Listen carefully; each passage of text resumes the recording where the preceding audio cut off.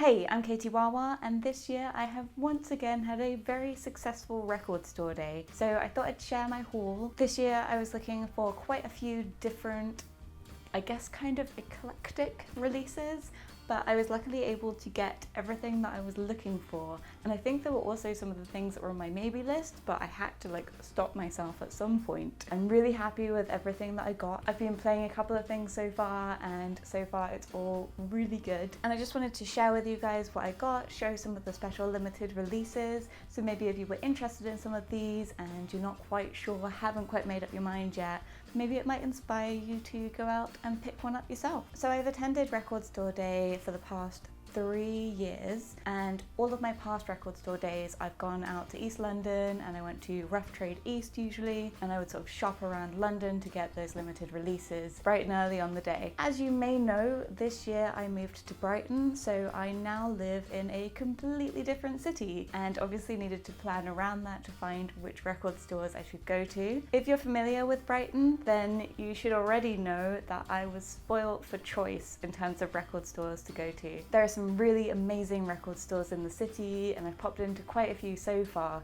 but I decided to go to Resident Music, which is on the North Lane in Kensington Gardens, because that was stocking so many releases and I'd been there a couple of times before and it seemed like it was going to be like a great atmosphere as well. So that is the one I decided to queue for. On the day itself, I was checking social media and I saw that people were apparently queuing at Resident from 6:30 a.m. the day before, so the Friday, and they were camped out, sleeping bags, everything. I didn't go quite that far, so I got there for 4:30, 5 a.m. on the day itself. And when they came to handing out the numbers for the queue, I think I was number 74. So, you know, not right at the front, but still decently within that first batch of customers. It's been a really summery weekend in the UK, so it was a nice, warm, early morning wait, and yeah, it was really fun. What I really liked about queuing at Resident was that although they only technically opened the tills at 8 a.m, they let everyone in at 7 a.m, and they had all the queues going through all of the records, so you could also kind of browse for extra records while you were there. And I guess if it had been really cold as well, like it usually is this time of year, it would have been nice to get out of the cold a little bit earlier. So yeah, really lovely experience. Resident also gave out goodie bags. They were really, really well organized. They communicated with everyone the whole time. You know, when anything was selling out, they would announce it in the shop itself, and then they also had a Google Doc running on their Twitter account. They seemed to have really good numbers of all of the releases as well, so I think that's one of the reasons why I was able to get every single record that I wanted. Just amazing, really. And I do believe that they still have some of these records in stock, including, I think they still had the Madonna in stock. So if you are watching this, do check their website, because they got so many great records, and I think you might still be able to pick up some really great exclusive releases even after Record Store Day itself. Resident also gave out these price lists while we were in the queue, as well as making just a really lovely little souvenir for the day. It's just so cool because they have a list of everything that's going out, the prices, they've got a section explaining how they run the day at the record store, and yeah, just a nice little thing that I haven't seen any other stores do before, but maybe other ones do as well. And the way that it worked within the store was that you would tick off on this the records that you wanted, and then when you got to the counter, they would take the list from you, go downstairs to the basement where all of the exclusive releases were, and pick up your order for you and then run through it with you as well. So that was cool. Very helpful, very nice way of doing it, I think. And it gives you something to read in the queue, which is always nice. But yeah, enough about that. I know what you're all here for. You want to see the haul. So shall we get into it? So if you've seen some of my vinyl hauls before, then you'll know that I like to be quite particular in the order that I go through these. So we will be going in size order and then in running time order, kind of. So singles, EPs, LPs. Just the way I like to do it. Seems organised. So just to warn you, I have 2 bags of these. Hope you've got a drink, a nice comfortable seat. Just settle in and we will go through them. So the first bag of records that I've got is in the free tote bag that Resident gave out. I believe they were giving out different ones in each goodie bag, but this is the one that I got, and apparently it's the only one they had in the goodie bags. I just really like the message, why not? A very great way of looking at life. So the first record that I got was actually a bit of an impulse buy on the day. This is Bratt by Hayley. and Hayley was actually performing in the store at 8 a.m. when it opened. She was amazing, especially considering how early she must have gotten up to go there. And I think she was performing at a few different record stores on Record Store Day. So she was heading out for this marathon, multiple performances, and still giving this amazing first performance so early in the morning. So I looked it up on the list and they had the single in, and Hayley has also signed it right here, which is very cool. It's also been pressed on red vinyl, and the singles are Bratt on the A side and New Wave on the B side. Really great, kind of like chilled, folksy indie, little bit more of a melancholy style as well, but just really good. So if you haven't heard of Hayley, do check her out, and you may still actually be able to purchase this as the Record Store Day exclusive. So the next record that I picked up is the single from the Voidz. This is Qyurryus, which is spelled in a fun way. The Voidz were previously known as Julian Casablancas and the Voidz, and as you can imagine, the lead singer is Julian Casablancas, previously of The Strokes. I think I've mentioned this in a previous video, but I love The Strokes and I've always loved Julian Casablancas, and I also really love the way that this single is styled, so it's kind of like a really beaten up old copy, and you also need a 45 converter to play this single, so it does feel like you've just taken it out of a jukebox or something, which really suits the style of music. It's that sort of brash, almost punky indie, and I feel like the whole way that they've done this single is in fitting with that. Very cool, very pleased to get this. I didn't think that this would necessarily sell out, like I was pretty confident that I could get this, but I was also, you know, always a little bit worried. You never know what the people in front of you are into in the line, and even though there are so many different releases, you think like, well, what if everyone here loves The Strokes in Brighton? The next record that I picked up, I wasn't sure if this would sell out or not, and I feel like in London it might have sold out. So I think for the past couple of years, Florence and the Machine has brought out a single for every Record Store Day. The past two were from How Big, How Blue, How Beautiful, and I managed to get those both years. This year, Florence and the Machine has released a new single, and this is Sky Full of Song on the A side, and it's backed with a poem read by Florence, I think, called New York Poem for Polly. And the poem is actually printed on the front of the single cover, and there's also original artwork all over this and on the sleeve itself. I haven't seen these singles featured anywhere before, so I think they are new, and I'm not sure if this is like a standalone thing or this is going to be the next album. But I've definitely noticed in terms of the styling and the aesthetics of this single, it's very different from Florence's previous work, and it kind of looks like this might be the next movement, the next style that she's doing. So another thing that I like about the sleeve inside is that the artwork matches up with the label on the record itself to create a complete artwork, and the same on the B side. And this is pressed on white splatter vinyl. It's gorgeous. It's heavyweight as well. I think it's 60 grams, so I'm not sure if that's like 180 scaled down to 7-inch, I guess. Really beautiful record, and there's something about hearing poems read on vinyl that just sounds gorgeous. So I wasn't sure if this was going to sell out, but I was so desperate to get it. I was like, do I need to go earlier to make sure that I get this? And since listening to it, I'm so excited for what's coming next from Florence, because I think this is like hinting at something new and exciting. So those are all of the 7 inches that I got. Let's move on to the 10-inch. So the first one that I got is called Edgings, and it's the Albert Hammond Jr. record. One of the sides is completely etched with this design. It's etchings from Francis Trouble,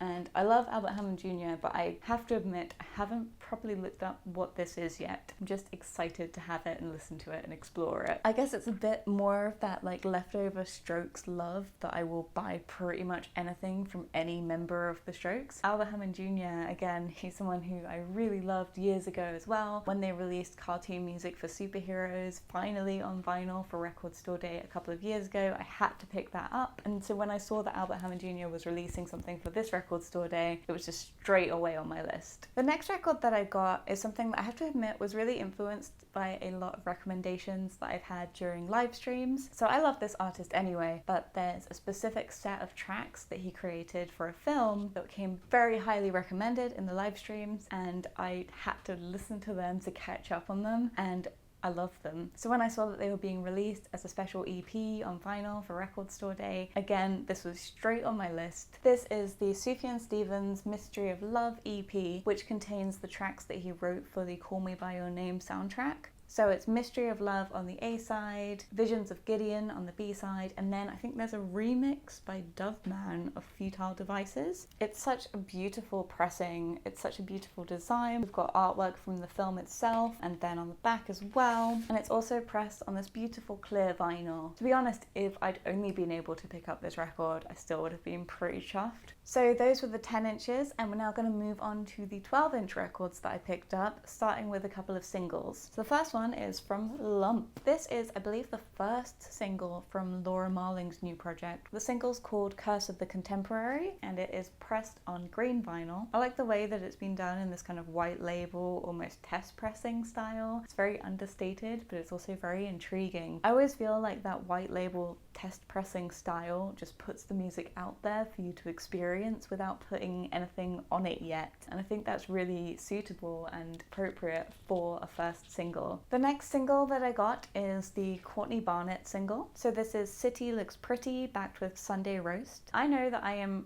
very slow to the Courtney Barnett party. I don't know why, it just took me a while to get into her, but I've been listening to so much of her music recently. I just love how like witty and clever her lyrics are. So when I saw that she was releasing something for Record Store Day, I really wanted to get this. And I was listening to the single beforehand and I was like, yep, I need this one. I feel like I need to own more Courtney Barnett on vinyl as well, because I've seen it going for like pretty reasonable prices. So the next record in my haul is another 12-inch single, and this is something that is sort of like obligatory, I feel like, on Record Store Day, and this is the obligatory Bowie. If you've gone to Record Store Day a few times before, you'll know that there are always several David Bowie records out, and this is the demo of Let's Dance, and it's backed with a live version. I have to admit, I don't always go in for the Bowie Record Store Day pressings, just because I do know that there are so many different versions, and you know, like a lot of the time it feels like they are scraping the barrel a bit with some of them. Like I was really keen and so glad that I got the No Plan EP last year, but that felt very special because that was like the last epilogue to his final album. Whereas sometimes it's like, well,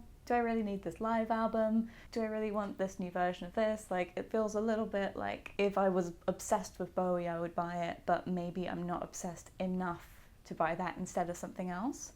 But this song, it has such sentimental value for me as well. I think I've mentioned it in videos before, but Let's Dance is one of, if not my favourite Bowie album. I think I just listened to it a lot like when I was finishing university, and this was the first song that I listened to after I handed in like my last piece of work for uni. So I guess it has that sense of liberation and getting on with life and stuff. Like, I don't know.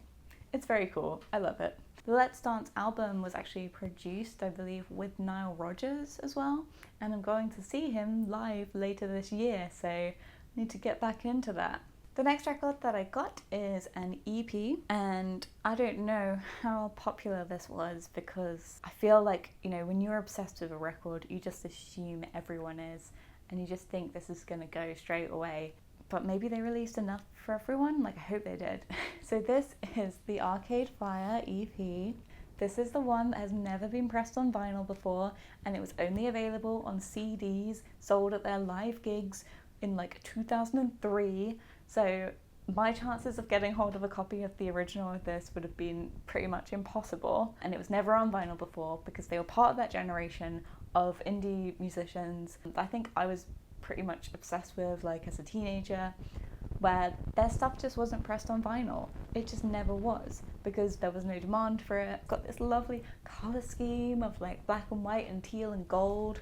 It's got a gatefold. In one of the gatefolds it has got this beautiful little like photocopied poster, I think, and then the vinyl itself is pressed dark teal colour.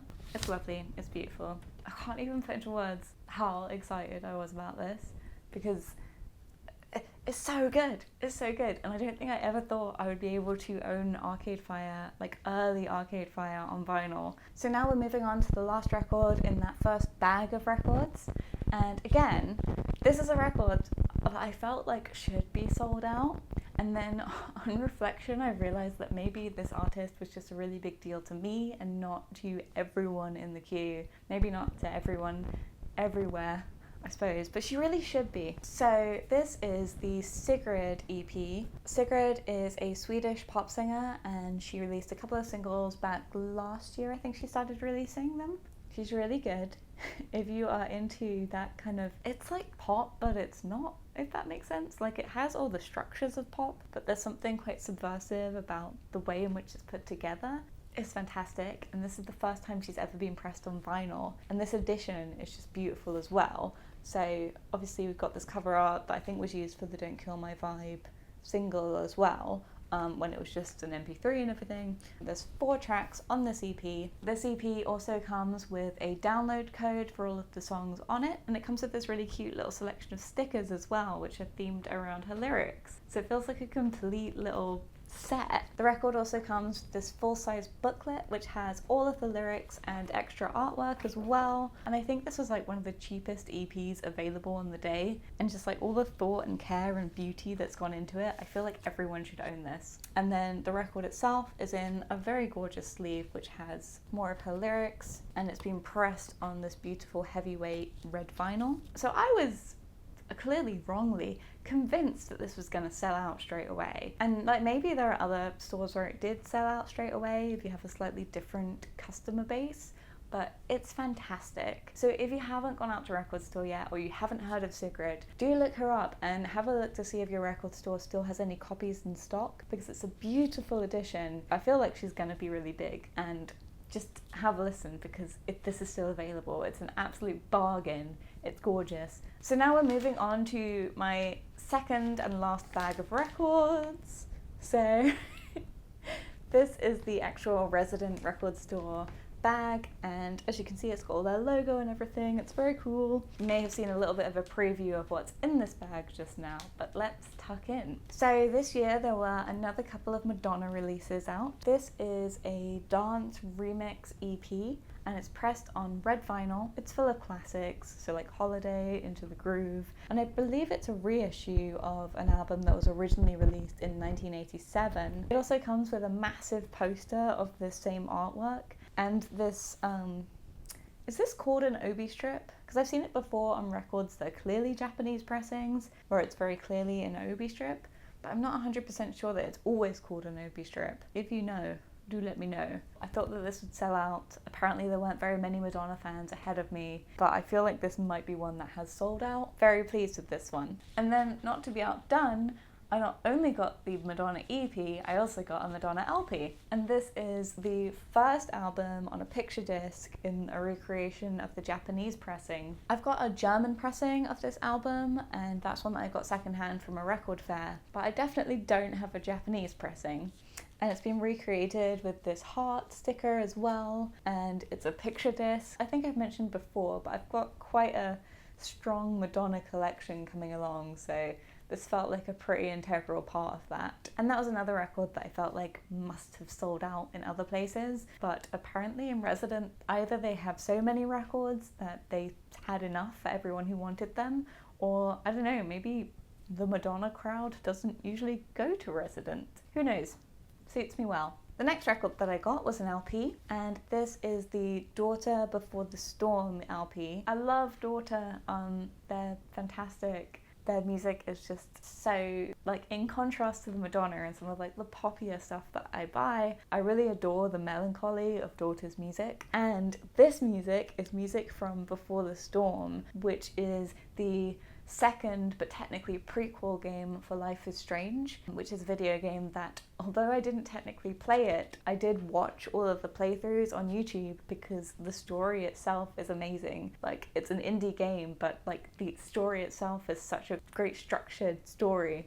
I just wanted that kind of as an indie movie almost. The original game had such a great indie soundtrack, so it was very fitting that Daughter ended up doing the score for the sequel prequel. It's beautiful, it's pressed on clear vinyl, and it's really lovely. This was a record that I thought would go really quickly, but I did check on Resident's Twitter beforehand, and I think I saw someone else was asking about this record, and they did say that they had a good number of copies and that this was one that you probably could come later on in the day to pick up. They may well still have copies, so if you are looking for this record, have a look at Resident's website and they might still have this in stock. Oh, and if you haven't played Life is Strange or you don't know the story of it, have a look at it. It's really good. It's about like time travel and there's a kind of magic realist feel to it. So we're about to move into the final 4 records that I picked up on Record Store Day. All of these are compilations, and there's usually a few of these released on Record Store Day. I really love the compilations because one of my favorite things is to find really obscure old tracks and just absorb them and like, I don't know, a lot of the time there's these hidden gems that you would just never hear that were pressed by really small labels or have just been kind of written out of history. So the first compilation that I got was Girls in the Garage, and this is volume 2. It's pressed on this beautiful, bright, cheerful yellow. Basically, it is what it says on the cover. It is girl garage groups from the 60s. And the idea is that while we're very familiar with a lot of the male garage bands from the 60s that grew into like very mainstream acts like the Beatles, we don't necessarily know a lot about the all-female groups, which were treading the ground that would lay the foundations for the work of people like Patti Smith and Joan Jett. But there was still this female movement in the 60s to make music and to make rock music. So this is a compilation of a bunch of singles from, I believe, the UK and the US, of bands that you've probably never heard of, such as the Blue Orchids, the Virginia Wolves, the Daughters of Eve. But I love it. Like, I want to find these ones. I want to find this history. I want to appreciate this history that I think has been erased. Last year I bought the Girls in the Garage Groovy Gallic Gals, which was all the French yeah singers, but I was really excited to pick this up to kind of explore that period a little bit more internationally. So I'm very into French yeah music anyway, and this is what was going on in other countries, and so yeah, pretty excited with this one. And it is accompanied by Girls in the Garage Volume 3, which is also a collection from the 60s, but this compilation focuses more on singers from other European countries, so like Sweden, France. I think that actually is a Jacqueline Tayeb song on this, and this record is pressed on kind of a peachy, flesh-toned pink vinyl. Both of these are beautiful, and I cannot wait to uncover and probably become a little bit obsessed with some obscure 60s girl bands. The final 2 records that I picked up kind of come as a 2, and I have to say that these were records that I was mainly attracted to by their names, which sounds bizarre, but you probably understand that, right? Like, their names sound like essay titles, and I'm just so intrigued by them that I knew I had to get them, because I can almost feel a video essay coming on from like just reading the titles. So the first one of these is called Hillbillies in Hell, and this is a compilation of kind of country music, gospel music, psychedelic music, all from a specific area, which is like the traditional hillbilly area, but it's obsessed with this mysticism and fear of Satan, but also living with Satan. It says it's a country music's tormented testament, 1952 to 1974. And that is a connection that's so dark, but also lays the groundwork for a lot of later music and even a lot of later political movements that you kind of can't ignore it. And I don't know, I guess I'm just oddly fascinated by this, but I just knew I had to get this and explore the topic in general. So yeah, there's songs about the devil, Wild She-Devil, Eternal Life, and then also there's, you know, songs like I Saw the Light, which itself kind of reflects, by seeing the light, reflects on the darkness that accompanies that light. And then actually looking at some of the song titles, I feel like some of these, at least some of this music must have inspired people like Jack White, because there literally is a song on here called Get Behind Me Satan, which I think Jack White had an album called Get Behind Me Satan. And yeah, just the whole thing, just this whole record is just intriguing. And there were a limited number of coloured pressings within this run. I looked inside and I have one of them, and the colour is technically described as Hellfire Red. On the inside as well, this also comes with some liner notes from Alvin Lucia, and it gives you a bit of detail on each of these artists. A lot of these records were pressed on very small labels in very small runs, and it's kind of like an archive project. It seems like a bit of a labour of love to get these all together in this album that effectively functions like an essay, exploring this idea of Hillbillies in Hell. It is technically volume 666. I'm not sure how many volumes of this they've actually done.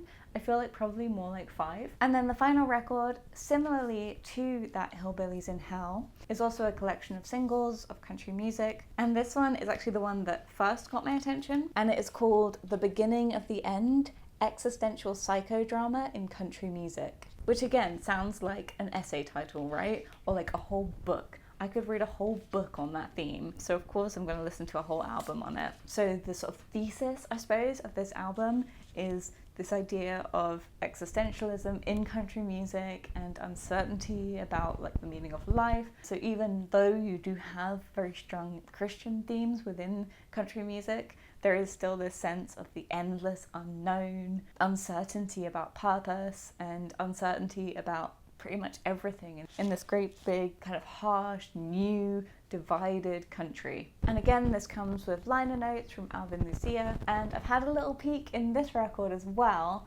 and there are also a number of coloured pressings of this record available, apparently just randomly. This one is also coloured vinyl, so this colour is technically called Apocalypse Orange. So that's everything that I picked up on Record Store Day. I hope that you enjoyed watching this haul. Maybe it's got you inspired to look up some of these artists and see if they might still be available in your local record store, or even just to like Google the music. Like I feel especially like those last few compilations are very interesting, like just thematically in general. If you went out on Record Store Day, or even if you popped out on the Sunday and had a look as well, I'd love to see any hauls that you've posted up. So whether you want to tag me on Instagram or tweet at me on Twitter, or even post them in a comment down below and just let me know what you got, or if you have a link to any video that you've posted. Again, I would really love to see those. I'm always so nosy and so fascinated by what's on other people's lists, because the way that everyone has like such specific and yet such different music tastes, I think is so interesting, and you can kind of tell a lot about a person, but at the same time sometimes it's like really like surprising what people are picking up. So please do let me know if you went out, what you got, what you thought of the day in general. I'd love to know in the comments below. And if you're new to my channel and you'd like to see more from me, then please do click subscribe, and also turn on that alert bell, which means that you'll get a notification whenever I post a new video or if I start live streaming. YouTube's being a bit funny these days about sending videos out to subscribers, so if you do want to be absolutely certain, it's a good idea to make sure you turn on those notifications. Otherwise, thank you so much for watching, and I'll see you in my next video. Bye!